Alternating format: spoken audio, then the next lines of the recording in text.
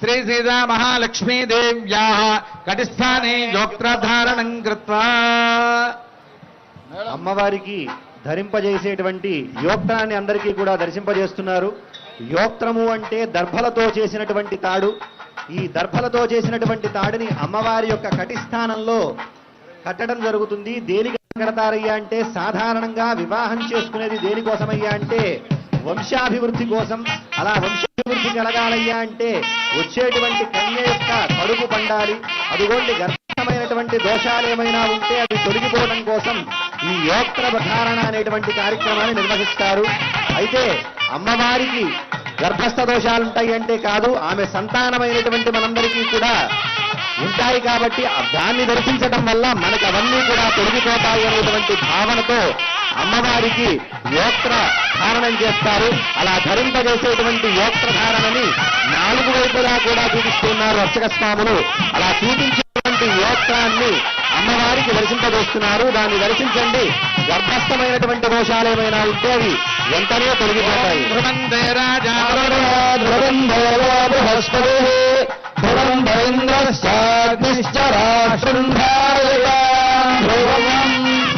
యోక్త్రధారణముహూర్తో మహాంగోను గృహంతు యోక్త్రధారణముహూర్తో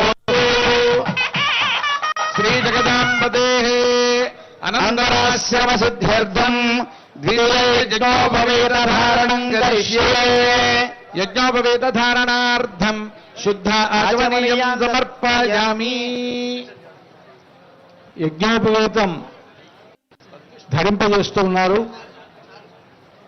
ఆ యజ్ఞోపవీతాన్ని మీ అందరికి కూడా దర్శింపజేస్తారు. అనంతరాశ్రమ సిద్ధి కొరకు అని. అనంతరాశ్రమం అనంటే ఇప్పటి వరకు బ్రహ్మచారిగా ఉండేటువంటి రామచంద్రుడు ఇప్పుడు తర్వాత ఉండేటువంటి గృహస్థాశ్రమంలోకి ప్రవేశించబోతున్నాడు కనుక ఆ గృహస్థాశ్రమ సిద్ధి కొరకు ఇక్కడ యజ్ఞోపవీతాన్ని ధరింపజేస్తూ ఉన్నారు. ఆ యజ్ఞోపవీత పూజ జరిగినది. యజ్ఞోపవీతాన్ని అర్చక స్వాములు మీ అందరికీ కూడా దర్శింపజేస్తున్నారు. స్వామివారికి ఆ యజ్ఞోపవీతాన్ని ధరింపజేస్తారు. అంతా సేవించండి. ఆ యజ్ఞోపవీత యొక్క గొప్పతనం ఏమిటి అని అంటే ఎవరైతే ఈ యజ్ఞోపవీతాన్ని ధరిస్తారో ఆ ధరించినటువంటి వారు మాత్రమే వేదాధ్యయనాన్ని చేసేటువంటి అవకాశం ఉన్నది. వేదము మన యొక్క జ్ఞాన భాండాగారం. వేదములలో లేని లేదు కదా. ఆ వేదము అనేటువంటిది అధ్యయనం చేయడానికి యజ్ఞోపవీతాన్ని ధరించాలి అని. దానికి పేరే యజ్ఞోపవీతం అని. అంటే యజ్ఞమనంటే భగవంతుడు, యజ్ఞోవై విష్ణు అని. కనుక విష్ణు స్వరూపమైనటువంటిది ఆ యజ్ఞోపవీతం. అది ధరిస్తేనే ఆ వేదమును ఉచ్చరించేటువంటి యోగ్యత కలుగుతుంది. కనుక ఆ యజ్ఞోపవీతాన్ని మనందరికీ కూడా దర్శింపజేస్తున్నారు. స్వామివారికి దాన్ని అనంతరాశ్రమ సిద్ధి కొరకు ధరింపజేస్తారు. అంతా సేవించండి.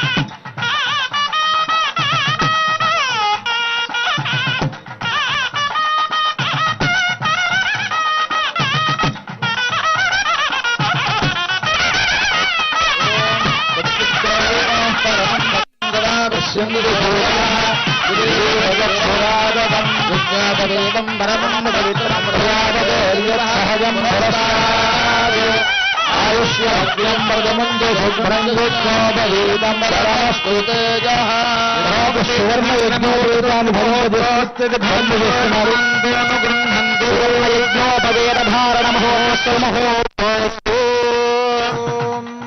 యజ్ఞోపవీతం పవిత్రం ప్రజాపతేర్యత్సాయం పురస్తాద్ ఆయుష్యమగ్రం యజ్ఞోపవీతం పరమస్తు తేజః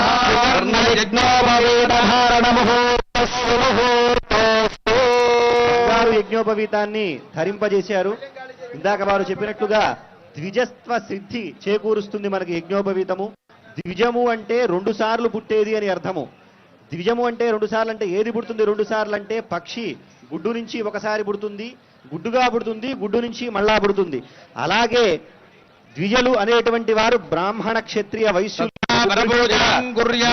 పేరు. ఉత్తరాగ్రం కూర్చన్నాయనస్యాసనం దత్వా ప్రదద్విష్ణుస్తవదేవో మాత్ర ఏదిభ్యాం మంత్రాభ్యామిదే పాద ప్రక్షాళనం కృత్వా ఓం మృదుద్విష్ణుస్తవ దేవీర్యాయ మృగోదవేవక్కుజరోదిష్టాః శత్రుషు విక్రమణేషు అభిక్షీయంతి భువనాని విశ్వా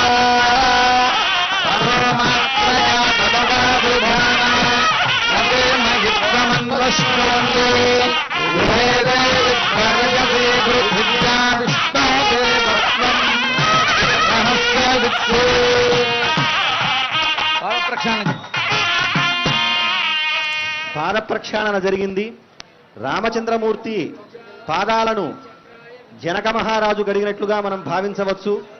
సాధారణంగా కన్యాదానం ఎవరైతే చేస్తారో ఆ సందర్భంలో దానము ధర్మము అని చెప్పి రెండు ఉంటాయి. దానము అంటే ధర్మము అంటే మామూలుగా ఇచ్చేటువంటిది. దానం చేసే వ్యక్తి ఏం చెయ్యాలి అంటే ఎవరైతే